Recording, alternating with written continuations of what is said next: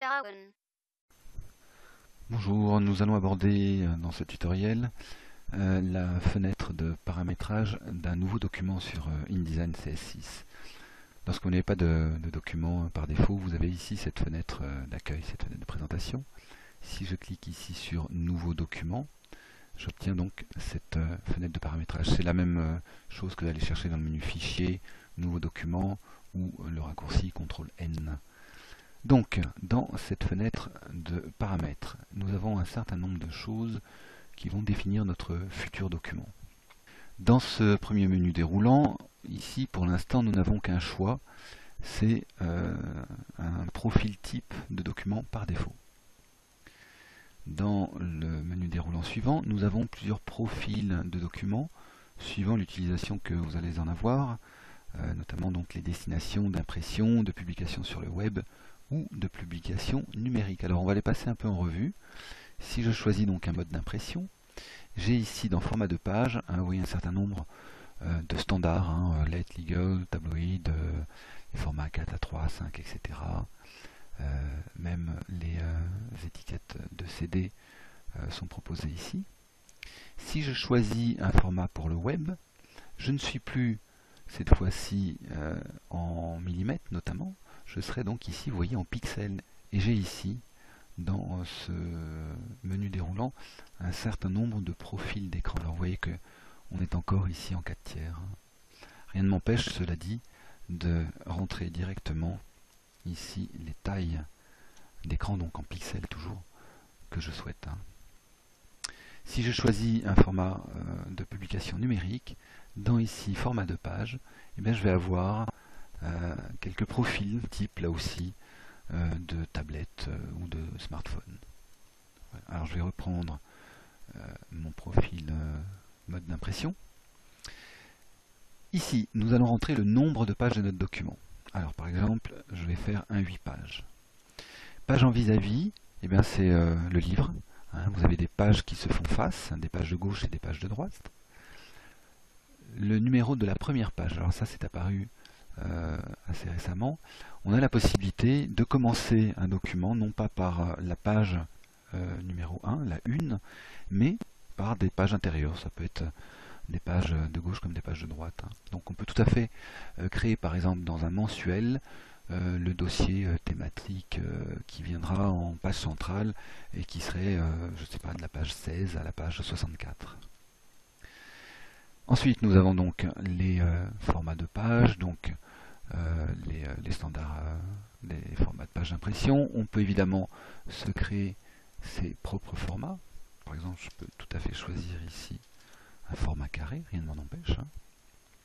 Je vais reprendre ici mon format A4. L'orientation des pages, verticale ou horizontale, portrait, paysage ou à l'italienne à la française. Le nombre de colonnes de mon document, donc si vous avez un magazine dont la charte graphique impose par exemple 3 colonnes, vous pouvez rentrer ici directement vos colonnes avec la gouttière. La gouttière, c'est donc l'espace qui sépare deux colonnes. Et puis on a ici le réglage et le paramétrage des marges. Donc par défaut on est à 12,7, vous voyez c'est une fraction de pouce, 5,5 pouces. On peut évidemment rentrer les marges que l'on souhaite. Par défaut, ce lien est activé, c'est-à-dire qu'on harmonise les valeurs sur les marges de tête, de pied, de petit fond et de grand fond. Alors là vous allez me dire, tiens, qu'est-ce que c'est que le petit fond et le grand fond? Ce sont des termes d'imprimerie qui sont tout à fait respectés par Adobe. Dans InDesign, c'est un des logiciels qui respecte le mieux les termes de typographie et d'imprimerie.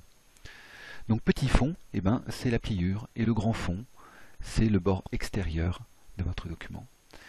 Ce petit fond et grand fond vont changer si je décoche ici page en vis-à-vis. Page en vis-à-vis, je vous le rappelle, sont des pages de gauche et des pages de droite.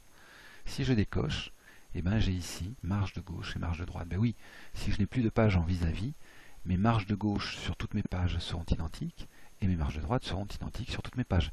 Leur côté droit et leur côté gauche sont identiques. Si je recoche page en vis-à-vis, je passe bien au petit fond, grand fond. Alors dans notre logiciel, le petit fond c'est marge intérieure, grand fond c'est marge extérieure. Et puis je peux également décocher ce lien, ce qui fait que je vais pouvoir modifier de façon individuelle mes marges.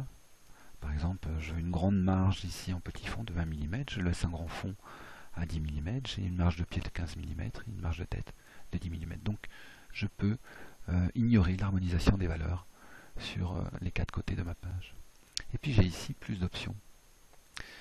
Plus d'options me donnent accès ici notamment au fond perdu. Alors le fond perdu, qu'est-ce que c'est? C'est un format qui est plus large que le format que vous allez utiliser, qui permet, lorsque vous avez par exemple une photo qui vient en bord de page, de faire déborder cette photo hors de la page. Cette partie sera rognée au moment du façonnage de votre document final après l'impression, c'est-à-dire au moment du massicotage à la taille finale, à la taille réelle. Et puis nous avons ici ligne bloc. Alors la ligne bloc, c'est ce qui va servir à indiquer par exemple des informations de rainage pour des pliages de documents. Vous allez marquer la pliure de votre document. Voilà. Je vais passer assez rapidement maintenant sur le format web et sur le format de publication numérique, puisqu'on retrouve les mêmes choses mais dans d'autres unités. Donc par exemple lorsqu'on est en format web, et ben, j'ai ici des pixels au lieu d'avoir des millimètres. Pour le reste, hein, on a vu ça. Alors petite information, fond perdu et ligne bloc ne servent pas évidemment lorsque vous êtes dans un format web. Pour la publication numérique, on retrouve les mêmes choses, fond perdu, ligne bloc ne serviront pas. Et puis, je peux mémoriser ce type, alors je vais mettre quand même un fond perdu.